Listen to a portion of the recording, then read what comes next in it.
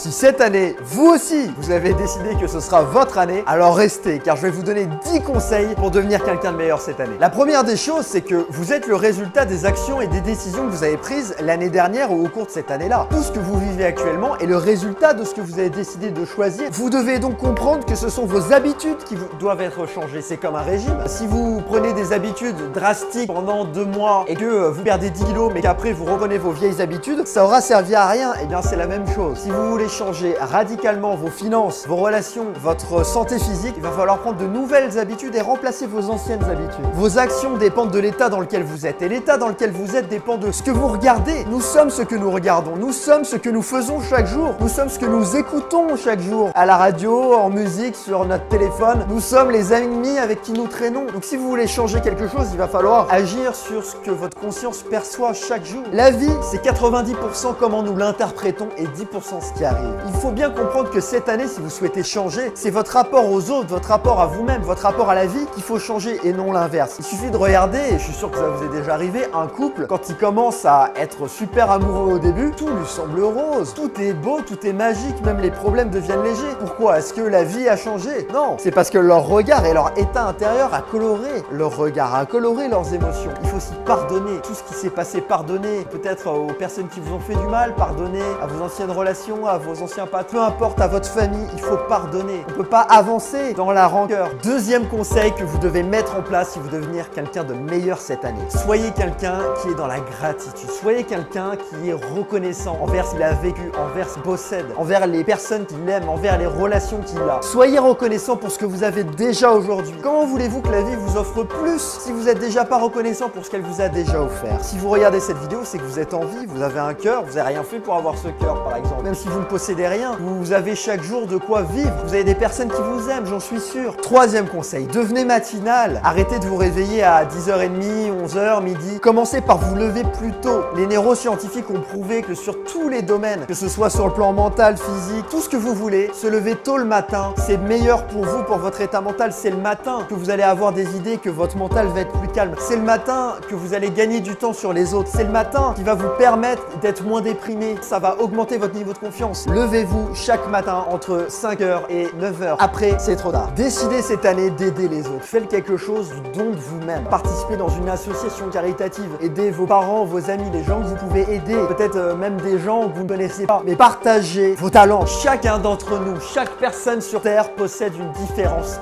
Et donc un talent, y compris vous. Donc décidez cette année d'utiliser ce talent à bon escient et de le partager aux autres. Je vous assure, il n'y a pas de meilleur sentiment que de faire quelque chose pour les autres. On est tous interreliés. Alors peut-être que vous n'allez pas changer le monde cette année. Et je peux vous assurer qu'en aidant quelqu'un, vous allez peut-être changer le monde de cette même personne. Cinquième conseil, décidez chaque jour de remplacer une de vos anciennes habitudes par une nouvelle. Si vous avez l'habitude le soir de regarder votre série sur Netflix ou je ne sais quoi, décidez de regarder une vidéo inspirante. Décidez de lire un livre qui va vous donner plein d'inspiration et d'idées. Si vous aviez l'habitude de ne jamais aller au sport, eh bien décidez d'aller un peu plus au sport. Le pouvoir c'est vous. Vous n'êtes pas un arbre, vous n'êtes pas fixe, vous pouvez bouger. Chaque jour vous pouvez décider d'agir. Sixième conseil, faites de l'activité physique. Alors tout le monde vous le dit, tout le monde vous le rappelle, mais je vous assure, tant sur le plan physique que mental, ça va vous aider sur tous les autres plans pour devenir quelqu'un de plus positif et meilleur. Ça va vous permettre de vider un petit peu vos pensées chaque jour. S'il y a autant de gens qui font du sport, c'est pas que pour le physique. Quand on est énervé, quand on est fatigué, quand on est déprimé, faire du sport, ça va vous permettre de concentrer votre mental sur autre chose que sur lui-même. Septième conseil, pour devenir quelqu'un de meilleur cette année, apprenez quelque chose de nouveau, démarrez quelque chose de nouveau. Apprenez un nouvel instrument de musique, apprenez une nouvelle langue, un nouveau sujet, un nouveau livre, une nouvelle matière, ce que vous voulez. Le fait d'apprendre quelque chose de nouveau, ça va vous permettre de progresser. Et pour être épanoui, devenir quelqu'un de meilleur, nous avons besoin de progresser. Huitième conseil, achetez un carnet et notez chaque jour vos inspirations, vos pensées positives. Chaque semaine, vos nouveaux objectifs. Ça va vous permettre de voir votre progression et de vous remémorer ce qu'il y a de bien en vous. Le fait d'écrire, ça va permettre aussi à votre subconscient de comprendre plus facilement et d'assimiler plus facilement les choses. Ça va rendre physique ce qu'il y a de mental. Le fait d'écrire va avoir un impact énorme sur vos résultats. Je vous ai écrit dans la description un petit modèle où vous pouvez imprimer, copier-coller pour écrire chaque jour. Neuvième conseil, priorisez vos objectifs. Priorisez vos objectifs, pourquoi? Parce que je suis sûr que vous avez un tas de choses à faire.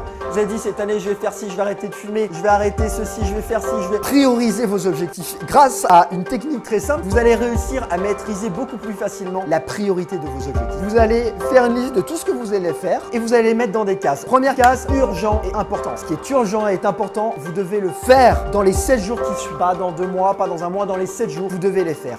Deuxième case, vous allez classer ce qui est important, mais ce qui n'est pas urgent. Vous allez planifier sur un calendrier ces actions-là sur le mois, sur l'année, etc.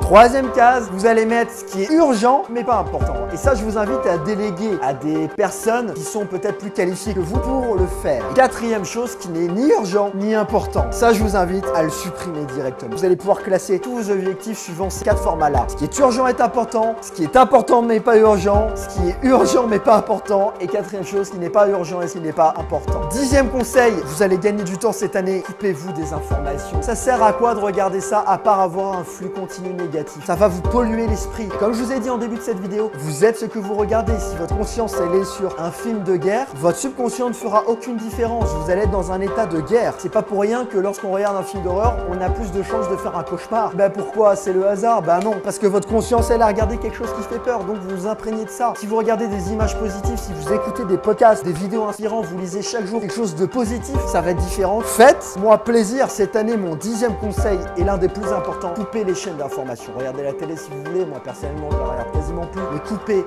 les chaînes d'information. Et n'oubliez pas, vous, moi, n'importe qui possède des ressources infinies. Simplement, nous ne les utilisons pas tous de la même manière. Vous avez tous les talents en vous pour réussir ces objectifs cette année. De tout mon cœur, je vous souhaite de mettre en pratique ces 10 conseils pour avoir une vie passionnante, la vie que vous souhaitez, que ce soit dans votre carrière, vos relations, votre santé physique, peu importe, je souhaite de tout mon cœur votre réussite. Je vous dis à très bientôt, c'était Ulysse. Ciao!